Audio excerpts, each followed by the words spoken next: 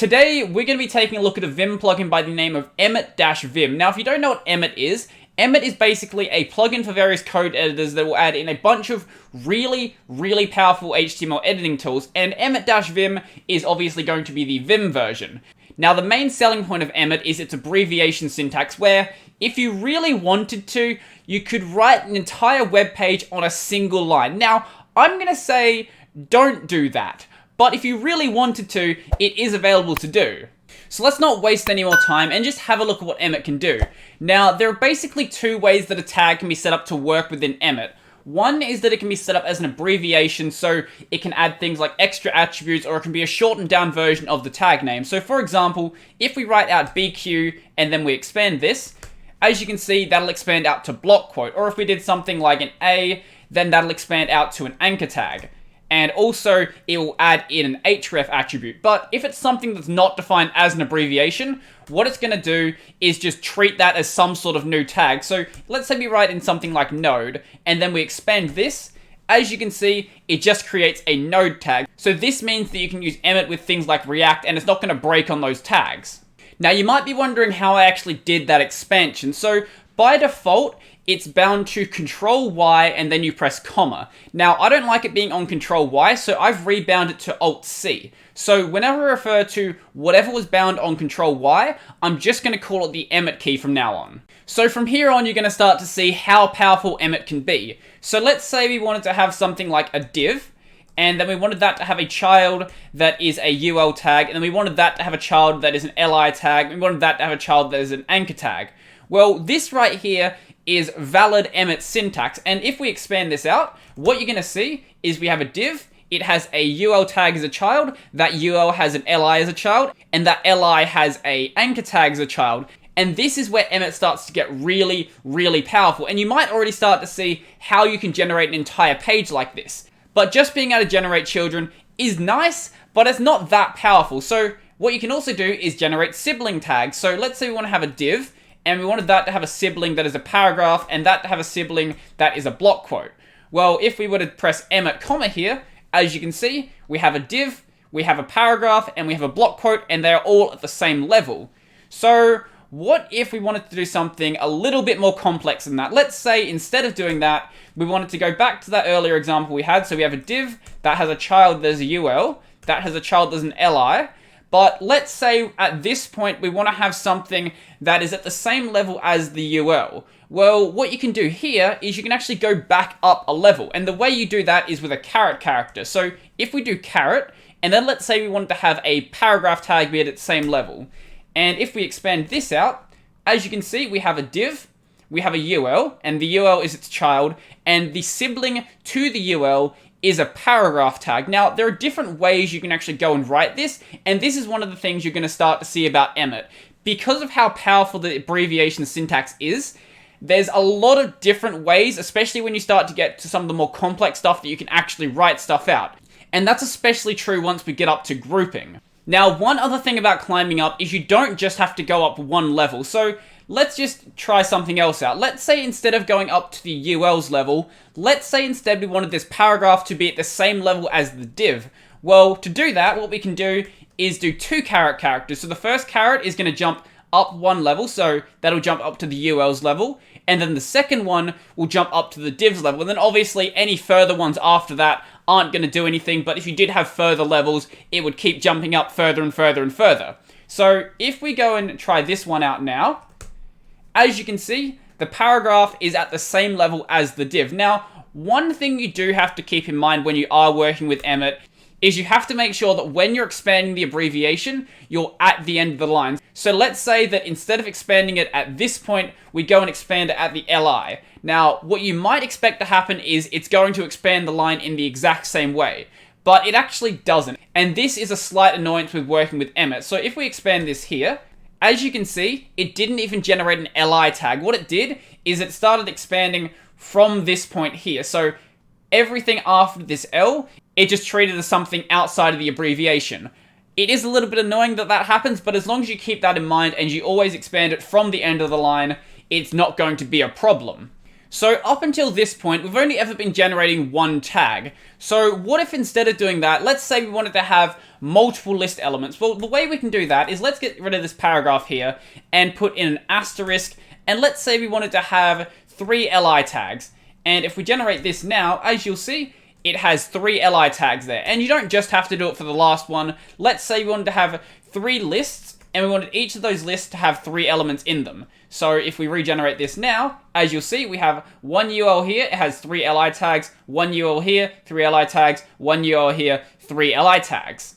So just with the stuff that we've covered up to this point, you can already make most of a website. So what about instead of doing this, let's say we actually had some text here. So let's say we have line 1, we have line 2, and we have line 3. And we want all of these here to be contained within separate list elements. Well, what we can do is if we go and highlight this in visual mode, and then we press our Emmet key, and then comma again, so Emmet will actually work in every mode by default. As you can see down the bottom here, it's prompting us to put a tag in. So let's say we do something like UL, and we want the UL to have a child that is an li. Now, if we give it a number here, it's not going to behave the way that we would expect it to. So if we were to write in 3 here, what it's going to do is, for each of these lines in here, generate 3 extra li tags. So instead of doing that, if we just put in an asterisk, and then just let Emmet work out the number of lines that are there, as you can see, we have a UL, and it has 3 li tags. And each one of those contains one of the lines that we saw earlier.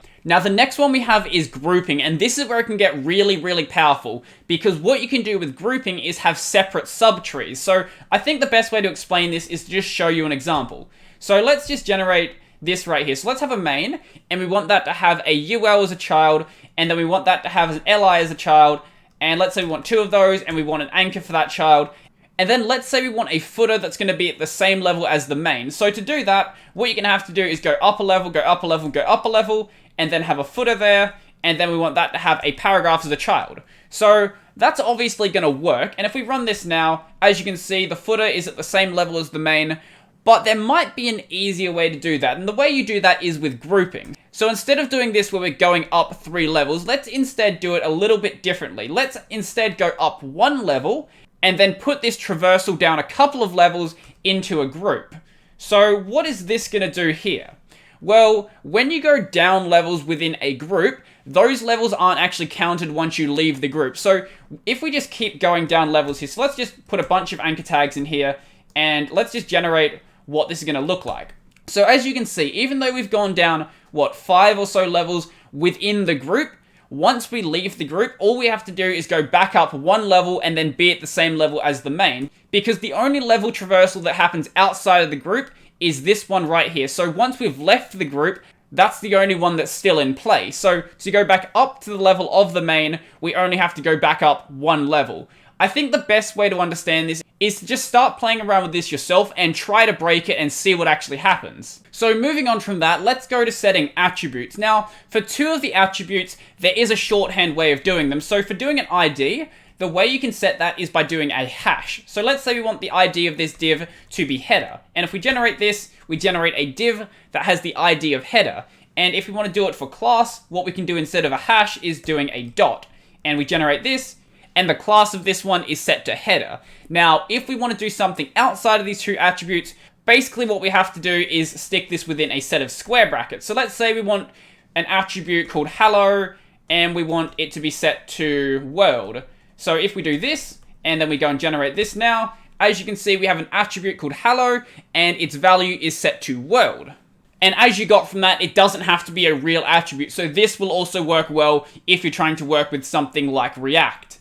Now, with the abbreviations that come with attributes built into them, so for example, something like the anchor tag, if you were to do A, and then you use the square brackets and try to set the href value, what this is going to do is actually go and change that value. So even though the href tag is a part of the abbreviation, you can actually change it when you're actually trying to use it. So let's just put in google.com here, and then we go and generate this now. And as you can see, the href is set to Google, but if we just do a regular anchor tag, as you saw before, that doesn't actually have anything filled in the href spot. So let's say you're generating a list and you want each of the list elements to have a different ID. So we can actually combine a couple of things we saw earlier. So if we do a UL and we have a child of that be an li, and then we give that a hash, And let's say we want the ID of it to be item, but obviously you can't have multiple things on your page that have the same ID.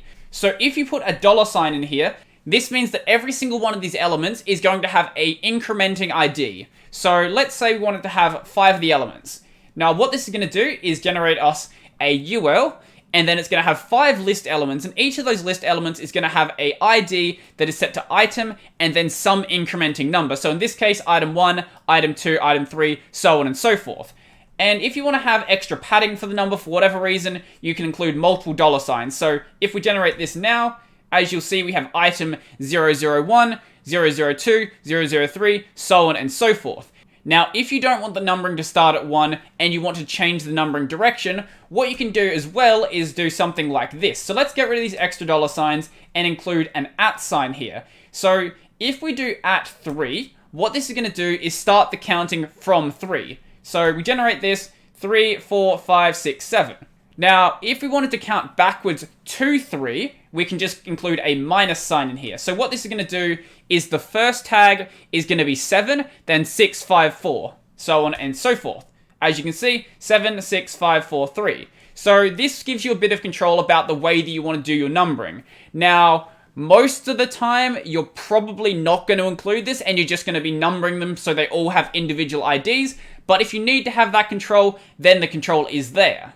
Up until this point, we've been generating tags that don't actually contain any text, but normally you're going to want some sort of text within your tags. So let's say we wanted to do something like have an anchor tag, and then we wanted it to contain the text hello world. So what we can do in here is include curly braces and then just write out whatever text we want to include. So in this case, hello world, we generate this. As you can see, we have an anchor tag, and then within the tag, it just says hello world. So this can be combined with what we saw before to set the attribute. So if we're going to set the attribute, that has to be before the embedded text. So if we just put it right after the tag, we put a square bracket here, and let's say we're going to set an href. So let's set the href to something like www.google.com. Now, as you'll see, we have the href being set to google.com, and then inside the actual anchor tag, it has a bit of text. So now we're at the point where you can basically generate an entire page. So with things like setting the attributes, with things like embedding text, having things like child and sibling elements, being able to set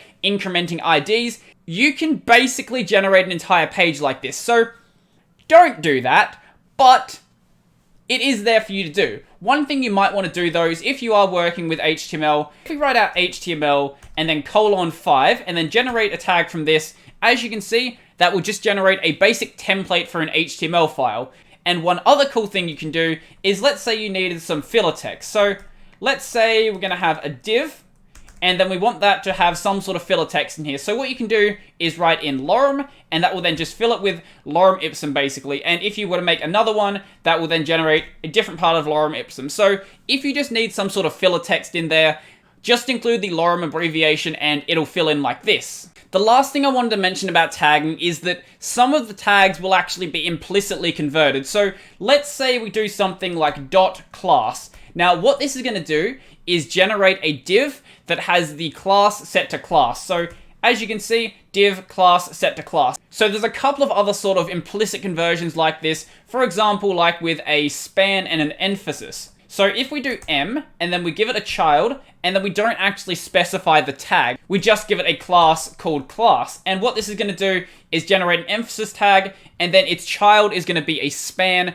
with the class set to class. And this can also be done with a UL as well. So if we do UL child, and then say, have a class, we can do this with an ID as well. It doesn't have to be a class, but there does have to be something there. So if we do it with an ID instead, and then we set it to something like item, and then have it incrementing and say we want, I don't know, 5 items. And as you'll see, that will then have a UL with 5 LI elements that all have the ID set to item with an incrementing number. So there's one more available, and that is for a table. So if we have a table, and then its child is going to have a class called row, and let's say we just want 4 of those, and then the child of that is going to have a class, and that class is going to be data. and let's say we want 3 of those. Now, what this is going to do is generate a table. It has 4 TRs with each of their classes set to row, and each of those TRs have 3 TDs with their classes set to data. So all of these are here basically, so that it's a tad bit easier just to write out your abbreviations. So that's going to be everything for the abbreviations, and now I'm going to move over to the key binding. So the first one is if we press Emmet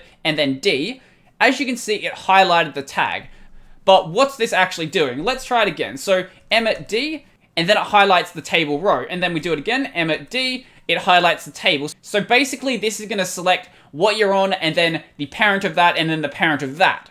So we can go in the other direction as well. If we do Emmet and then capital D, as you can see, it then selects the table row. Emmet capital D selects the table data. And another one you might want to use is moving to the next edit point. So if we do Emmet N, as you can see, that moved up to the point where we can type in some text in here. We press Emmet N again, that takes us to the next one. Emmet N takes us to the next one. Emmet N, next, and so on and so forth. Now there's also one to go in the other direction, but that doesn't really work properly. So I cleared up the text, and let's actually have a look at what I mean. So if we do Emmet capital N, as you'll see, it didn't actually move. Okay, it moved that time.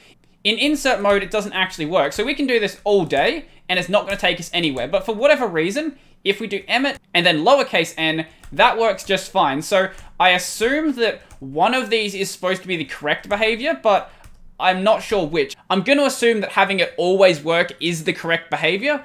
So it seems like moving to the previous edit point doesn't actually work. Now, there's a reason I actually removed the text, because if you don't have the text removed, it's going to skip over those points. Now, I haven't tested it with moving to the next one, but let's actually try that out now. So going to the next edit point, yeah, okay, it does skip over the text that you've actually written in. I would like it to jump to the next edit point, regardless of whether you've actually written anything in there. That does kind of make it a little bit less useful, but I can kind of see why you'd want to skip over those points.